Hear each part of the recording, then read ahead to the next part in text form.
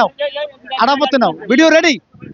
দর্শক আমরা দেখতে পাচ্ছি যে এই যে সাব্বির মারা গেছে, তার বাবা আমাদের সাথে রয়েছেন।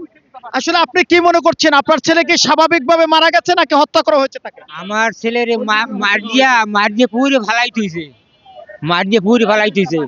কেন মারবে? তার সাথে কারো শত্রুতা ছিল কিনা?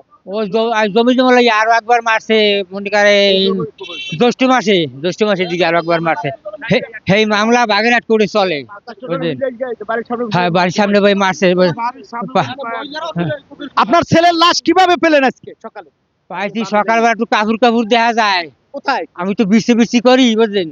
ওই আমাকে একটু নাতি আইছে, ওই একটু নাতি আইছে, হ্যাঁ, সমস্যা নাই। একটু নাতি আইছে। আরামতেই বলি। হ্যাঁ, একটু নাতি আইছে, কাপড় কাপড় দেখা যায়। ওই পায়ে ঠেকিয়া এইবার ওই পানির মধ্যে নাম। পানির মধ্যে, হয় পানির মধ্যে নামছে, পায়ে ঠেকছে, ও পায়ে ঠেকিয়া এবার পাবলেন এই দিয়ে ঠেকা যায়। এই ও দড়ি টান দিয়া আরু করে লইছে এইবার। তাহলে এই মানুষ যে বলছে যে নারকেল গাছে উঠতে যেয়ে পড়তে পারে, এই ধারণাটাকে আপনি কিভাবে দেখছেন? না না, এ ধরনের ও কোন গাছ বাঁচছে না, ও কোনো গাছ বাঁচছে না, নারকেল গাছ না, কোনো গাছ বাঁচছে না।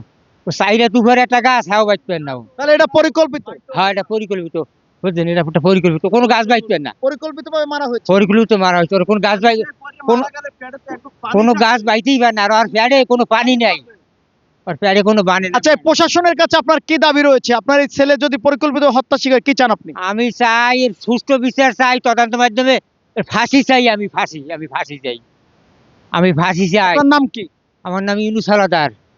দর্শক শুনছিলেন, এই যে সাব্বির, আজ যার মৃত্যু নিয়ে রহস্য ঘেরা, তার বাবা বলছেন তার ছেলেকে পরিকল্পিতভাবে পূর্ব শত্রুতার জেরে হত্যা করা হয়েছে।